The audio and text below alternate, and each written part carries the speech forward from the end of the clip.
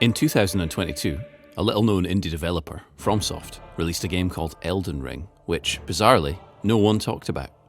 The game was a spiritual successor to their Souls series, which had garnered a cult following but little in the way of critical acclaim. Their other major releases, Bloodborne and Sekiro, were likewise largely ignored by game critics. But the biggest insult to From Software was still to come. Despite its impressive sales and glowing fan reception, Elden Ring would be completely overlooked at the Game Awards. And the Game Award goes to God of War Ragnarok. Just kidding.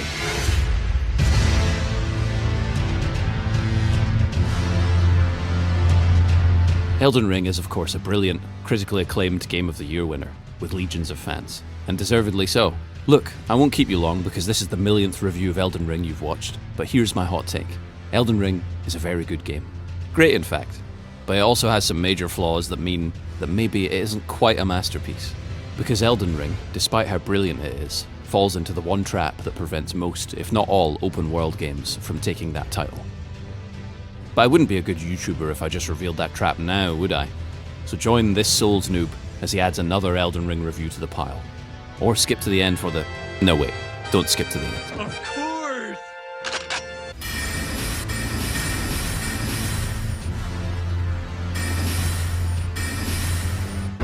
Elden Ring is absolutely gorgeous. Despite its apocalyptic setting, the world feels lived in and coherent, with the right balance of realistic and fantastical design. I sometimes wish the NPCs did more than just stand around and wait for you to fight them, but even this is arguably consistent with the game's lore and overall aesthetic. Elden Ring takes place in a world where people are trapped in an endless cycle of undeath, forced to exist in a kind of timeless purgatory. Despite the beautiful setting, I felt this growing sense of sadness and loss the more I played. The fact that enemies respawn every time you rest at a site of grace heightens the sense of futility that the game seems to want to instill in the player. If this sounds like a complaint, it's not. Elden Ring is incredibly bleak, but its beauty counterbalances that very well.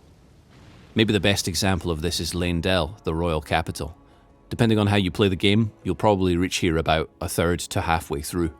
Leyndell was the seat of power of Queen Marika before the Shattering broke the Elden Ring and brought the world to ruin.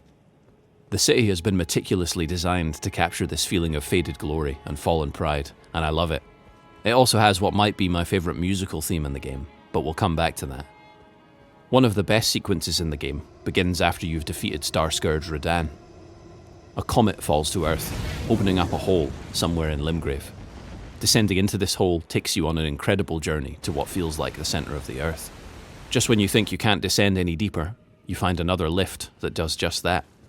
This all culminates in a spectacular boss battle against some unknown terror. This was probably the most compelling sequence in the entire game, and the world design absolutely sold it for me. Elden Ring tops any other game I've played for the way it captures the joy of discovery, even more than Breath of the Wild, which is saying something. Despite the deservedly high praise Elden Ring has received, I don't think the soundtrack gets as much love as it should. Even if you haven't played the game yet, you've probably heard the iconic intro music or some of the epic boss themes. But Elden Ring's soundtrack also excels in quieter, more reflective moments. These are probably my favourite parts, to be honest, especially the aforementioned Leyndell theme, which manages to be so beautiful and desperately sad at the same time.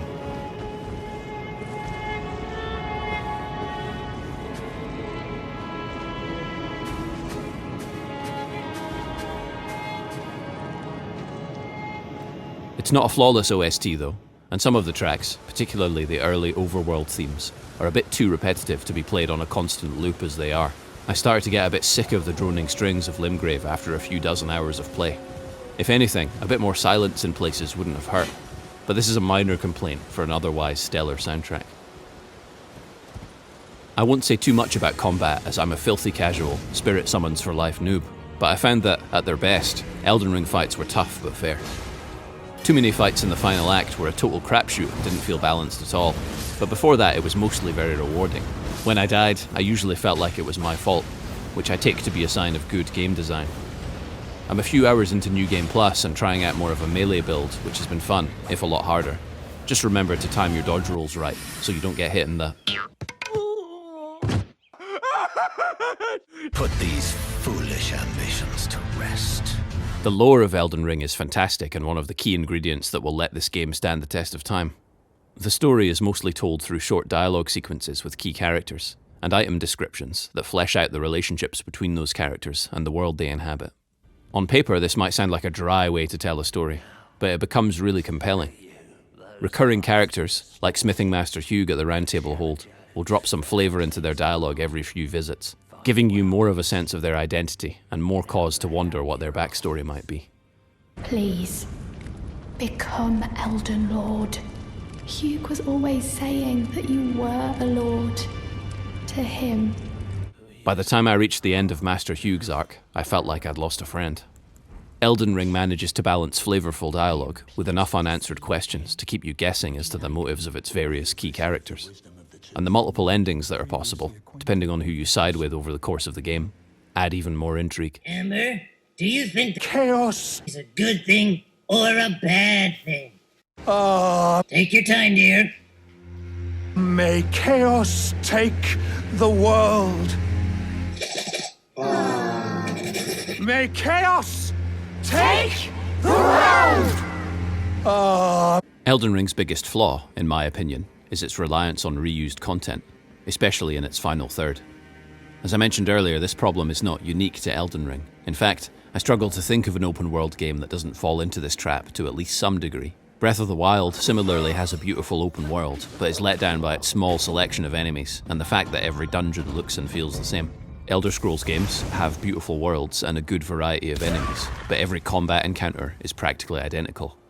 Elden Ring suffers from this open world fatigue to the point where I think that the game would probably be better if some parts were removed entirely.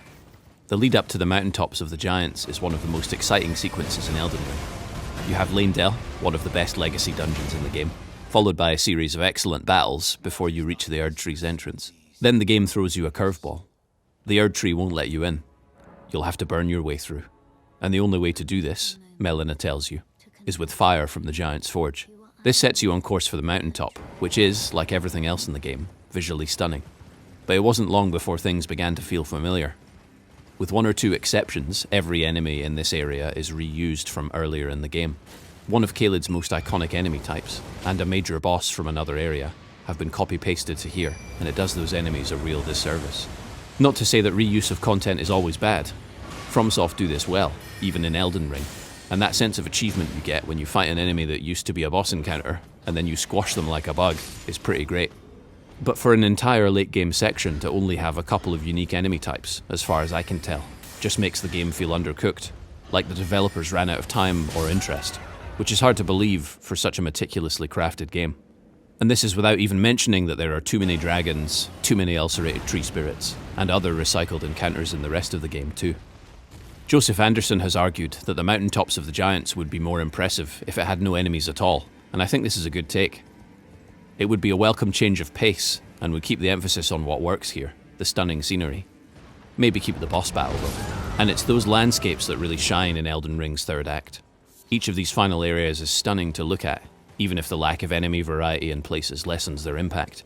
The excitement picks up again with Farum Azula, but its midpoint boss encounter, the Godskin duo, brings back two enemies I'd already fought in different contexts, and the fight just felt a bit played out.